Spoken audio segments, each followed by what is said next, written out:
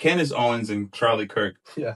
were Now, good friends, but now she's been kind of having a lot to say, a lot of things she's been putting out there. She's been putting like text messages and things, showing things that was said before he died. She says, according to her, that she wants to bring justice to the situation. She's getting some pushback now, actually, from Turning Point, and now most recently Erica Kirk has actually come out and pushed back. What are your thoughts on that?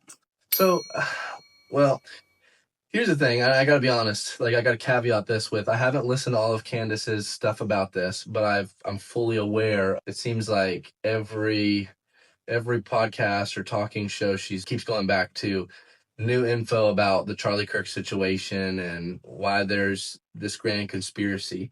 I'm glad you asked about this because, this is something that is a burden on my heart in regards to conspiracies in general. I love conspiracies. Yeah. Yet I also think that if you want to, you can make a conspiracy out of anything. Yeah. I truly believe that.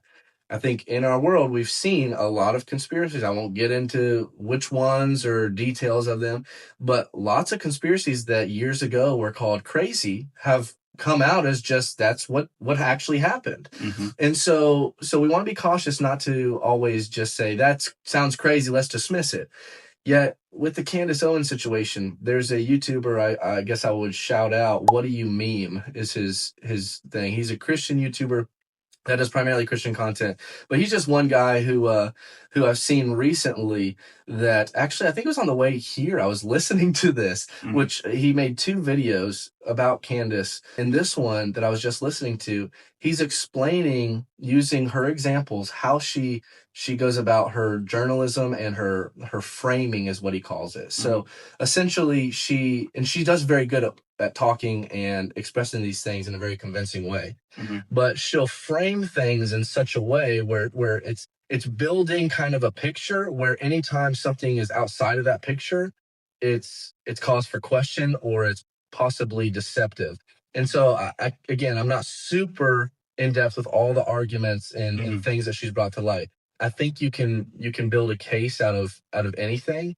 I think there's so much information it seems that she has produced that when you go to start fact checking it, she's already moved on to 10 different little new tips of information that someone has sent in or a new text message that she's never coming back to address those things if there was anything wrong. Therefore, if you're just listening to her and you're saying, wow, this sounds convincing. Wow, that is a text message. Wow, that the hospital, this is an actual example I remember. I saw a guy, he did a whole reel. He said, let's think logically about these things. And she was making the argument, they did not take Charlie Kirk to the best hospital for treating gunshot wounds or whatever. And so the guy was walking through all the steps and analyzing this, the hospital that they took him to, and they didn't take him to the one that she said. She was correct in that. But first of all, he had a gunshot wound that was he probably died almost instantly, but time is of the essence. And that hospital was like miles down the road. Yeah. This hospital here did have a trauma unit where they were able to try to treat him. And there was a bunch of other factors he listed. And he made the point, it took me 5 hours to research this stuff, that the claim that she made, and compile it and figure out why this doesn't actually do anything to bolster her case, right? Yeah. But if you're listening to her, she says this, it bolsters her case because you're thinking, what? That is something, I should question that. Why didn't they do that? Then she adds 5 different things that say, wow, that sounds even more compelling. The point I want to get to, and this is where if you ignore everything I just said, I think it's dangerous, man. Like, I think when we get so caught up in a conspiracy, again, some of them, there's truth. And if it's justice that's on the line, we should stand for justice. Yeah. We should stand for what is right and true. But let us be careful not to be so consumed by conspiracies that it eats us alive. And it ends up, I think, not bearing any good fruit that we hoped it would, if that makes sense. No, you definitely can go up down the conspiracy cuckoo train, Yeah, and again, I truly love conspiracy. I think they're entertaining, and I think there's a lot of truth in a lot of them. Yeah. Well, my thing with the Candace Owens thing, I think she was a legitimate friend of Charlie Kirk. And I think that while she is investigating, the bias that she's having is that she is a friend of Charlie Kirk. I mean, they went on a lot of traveling, did a lot of stuff together. So I think she's very passionate about it. And sometimes your passion and your zeal can make you overemphasize things like what you were talking about, the hospital situation, that maybe isn't as important. I've seen her be honest about that before. Like she said, listen, if I said something wrong, point out something specifically that I'm saying that's wrong. She asked TPUSA to do that. But what I can't really, when I look at this Charlie Kirk situation, you look at the type of machinery that they were talking about unalived Charlie Kirk, it doesn't make sense. The story just doesn't make sense to me. Like I just as a thinking human being, I don't see how this young guy who's like barely 20, super young dude, he does a military style unaliving, and then he's able to take it apart and change clothes, and he's appears at a restaurant within like minutes of. It's like they have this stuff is on video. They have the stuff for this. It's like the official story just really doesn't make sense. And then what got me is that when you look at any homicide case, let me make sure that my words are clear. I'm not blaming anyone for the death of Charlie Kirk. But at the same time, if you're being an investigator, I haven't even heard Candace Owens go to this extent. But if you're an investigator, the first person that you go to in a homicide case of a spouse being killed is usually the other spouse to see if they had anything to do with it. Now, this is an assassination. It's not a homicide. So it is different. But if there's motive for a spouse to unalive their spouse, then they're actually a suspect. There's someone that they need to put in. TPUSA has made the most money it's ever made since the unaliving of Charlie Kirk. She was immediately put into CEO position. Yeah. And then for her to not I haven't heard Candace Owens never blamed Erica Kirk the whole time. People kept trying to stir that pot and I would see these little posts or whatever, but I actually watched the show. And people were like getting angry with her because she wouldn't say, isn't this strange? Erica Kirk isn't like investigating this more. She's not doing this. I think that she's behind it. Why aren't you saying something? And she wouldn't say anything. But then Erica came for Candace. We have to ask ourselves, at least question, why is it that she's offended that Candace Owens is looking into this? I mean, she could, if for example, if something happened to my brother or somebody that I love, and one of their friends just starts going down a rabbit hole of all the different possibilities, I'd be like, my only comment about that would be, you know what, they're just really hurt right now. They're looking into everything they believe. Yeah. I don't necessarily know if that's true or not. I know I'm hurt too, you know? And that would be that's like a reasonable response. Because you know that's a friend of theirs and you're going, okay, maybe they're going down the deep end about this whole thing. That would be it. But to be in an offense of, you're coming at my family, the TPUSA family, and I'm just like, well, why? I don't get that. I think she took too much of an offense at that, and then the fact that she immediately forgave the guy who allegedly unalived her husband. Like immediately, she went up there, and I don't want to be judgmental or sound like I'm being negative, but it was a WWE style memorial. They had all type of lights and things going on. She goes up there and she forgives him or whatever. And then she's this offended by somebody who's, used to be their friend, and they may or may not be just going off the deep end of their hurt of their friend dying. I think that's weird. That's strange. I think that. Yeah, but here's the caveat to that. It's kind of like, it's that frame that the guy was talking about. It kind of puts it like this, because I've seen, and again, I have not looked into every avenue of this. There are people that have definitely made claims that guy did not unalive him, or even that his wife was involved, and saying all these things about her past life and things like that. And I have not done the research, so I could be wrong, right? I'll say that up front. But again, the framing of this is, and I think you just gave a perfect example of it.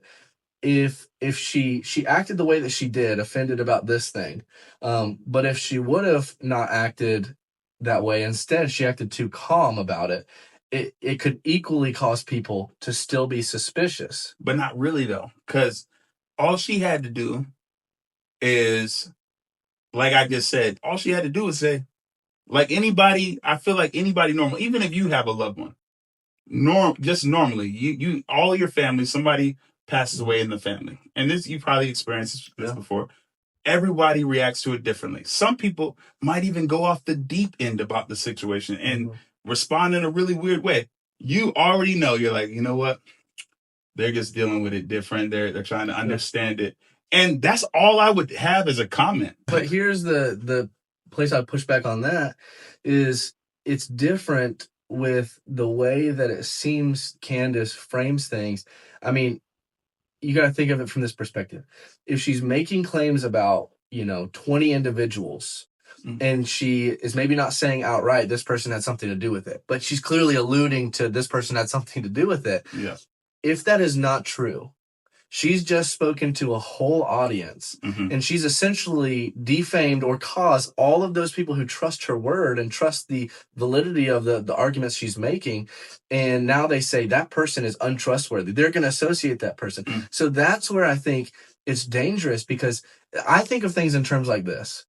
I'm going to stand before God one day. And Jesus said it like this: you will give an account for every idle word that you've spoken. As a pastor, I stand up before these students each week. I get the opportunity to preach to our congregation, and I will be held accountable for those words that I spoke as truth before God. Yeah. And so that's where it concerns me from the standpoint of like, just who you're leading and the things that you're directing, the way you're directing them, to be angry with someone who may actually be innocent in this situation. Yeah. And so, and again, like there could be truth to all this. Like maybe sometimes I'm too trusting, but again, like I'm down with a good conspiracy. I just felt like the stuff that I saw from people that liked Charlie Kirk, that, I mean, unless they're like paid off and they're in on it, which it's one of those things like flat earth conspiracy. For that to be true, there would have to be like countless number of people that have committed, we're going to try to trick people that there's a globe. And it's not actually a globe, a sphere. And so like it's either there's a whole bunch of people in on it, and man, like our world is even more corrupt than we could have believed, and people are capable of even more wickedness than we ever thought, which I do think that's a possibility. But I'm like, I struggle to think that many people can be that in on it, like that intelligent enough to be all in. So I don't know. I do probably need to look into that more. So if I'm going to stick with where I would stick now, I can have a better case for it. But like what I was saying is, it seemed like those people were talking about the level of security with Charlie Kirk may have been a lot, but like around the campus was not a lot at all. It was super open event. It's like, this guy climbed on a building, but I mean, I have shot my friend's rifle, and I'm like, my friend who's a Marine sniper, and I mean, at 200 yards, I hit the target on the first shot when I sat there, lined it up, and I'm like not a good shot, I don't think. It's just like, I think that we can make it seem more. But it's not about shooting on the first shot. That's one thing, but then the type of gun and the fact that it didn't even go all the way through his neck. So that's a big question for a lot of people. Well, this is what my friend told me as well, who's was the Marine sniper. Because I was asking him about this. I was like, didn't it hit him in the neck? And he said, just because that's where it came out doesn't mean, he was saying, like whenever a bullet enters into somebody, it's not set up that it's just going to go in there straight out the back. Like it goes in, kind of explodes, and it could shoot out right here. It could shoot out over here. And so the exit wounds are not always right back to back. So he was saying he could have got shot in the stomach, and then it shot up and came out his neck. And so like that was interesting to me, because I never knew that. I just had kind of assumed wherever it goes in, it comes out right there. Again, that's like one piece.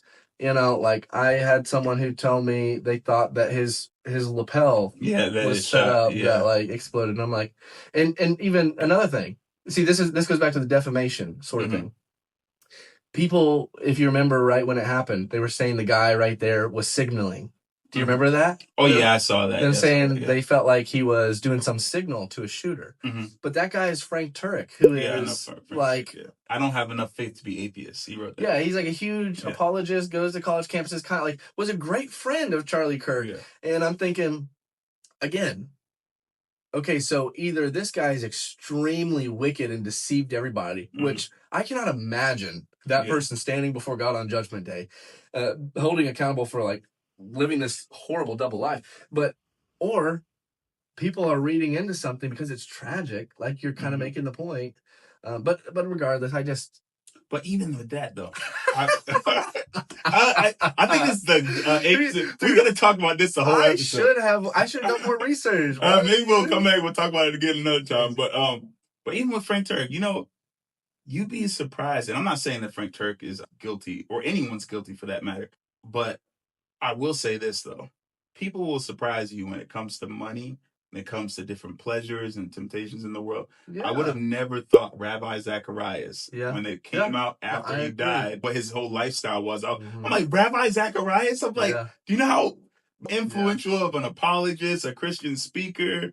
And now his whole life was just something completely different. So, we never know. I will say, and just from my understanding of the situation, the circumstance, it just doesn't make sense. Tyler Robinson now, he just started his first court appearance just the other day. And he has a court-appointed lawyer. So that's another thing. He has a court-appointed lawyer, federal lawyer, court-appointed. And I think they're going to, I don't know, if this is like, if by chance, and I'm not saying it is, if this is federal, if elite people are involved with this unaliving of Charlie Kirk, sovereign entities are involved in this, they are going to easily be able to convince us with a federally appointed lawyer who's not maybe necessarily interested in getting the truth about this guy. If they put him on the stand and let him answer things himself, that's going to be a big question for me, because like a big tell. It's a big tell, because most lawyers know, like, don't put the client up there. The cross-examination is going to be bad. This person is trained to make sure you look guilty. You know what I mean? The prosecution is going to make sure you look guilty. So I'm wondering if are they going to put him up there on the stand and let him speak for himself?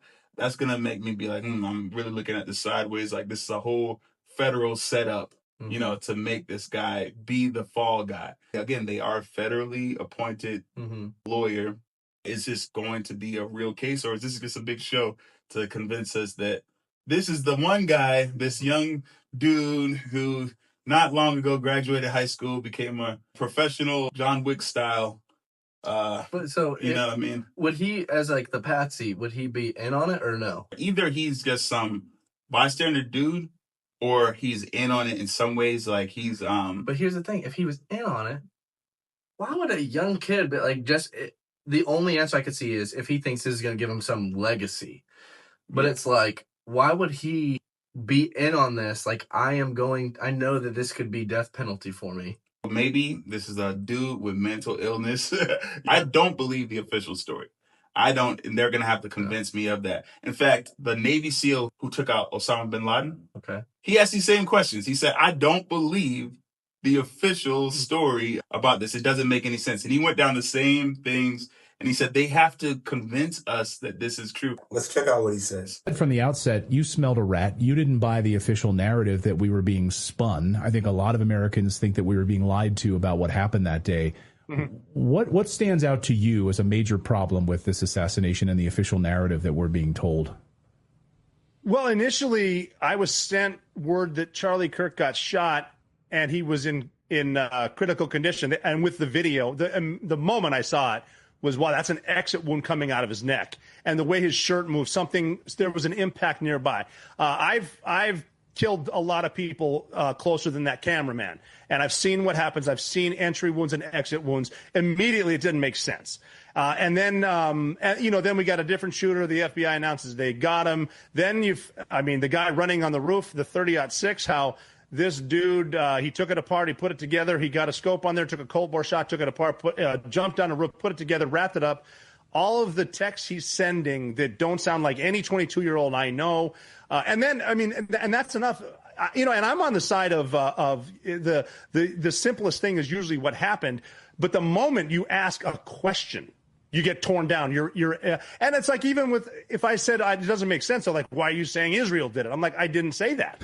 I'm just saying it doesn't look good. And the second you bring it up, but is it true that as soon as he was down, his security team took his lapel mic off, gave it to someone else that ran off? What did they do with the SIM card? Did someone take that camera that was right behind him down? Why did they contaminate a crime scene immediately? Is it paved over? Did they rebuild it? Is all of that true? I don't know. But the second you ask, I'm anti-Semitic, and I'm like, I didn't even bring up Israel. Why are you bringing up Israel? Is someone getting paid to defend them for something I'm not even talking about? And all of a sudden, I'm a conspiracy theorist. It's like, no, I've killed a bunch of people for the country. A great American was killed in front of everyone in America. He was for this country. I would like to know why, and stop bullshitting me. And we were told that he was like Superman. His body stopped a 30-06 bullet. His body was like Superman, made of like some sort of a superhuman metal or something like that.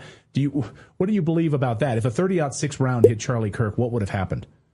Well, it's going to blow his head off, probably. It's going to be a big mess, too, but then you're going to find remnants of the bullet. I don't think they've even found it yet. Why was the chair and the desk moved when you can get a forensic expert in there and find out exactly where the shot was fired from? I'm just asking these questions. If they can be refuted, fine. And if you tell me the answer, great. I'll stop asking that. But we're not getting any answers except this is what happened. Shut up. Be a good worker. Shut up. You're an anti-Semite. And when the trial happens, you'll look like a fool. And this is a Navy SEAL.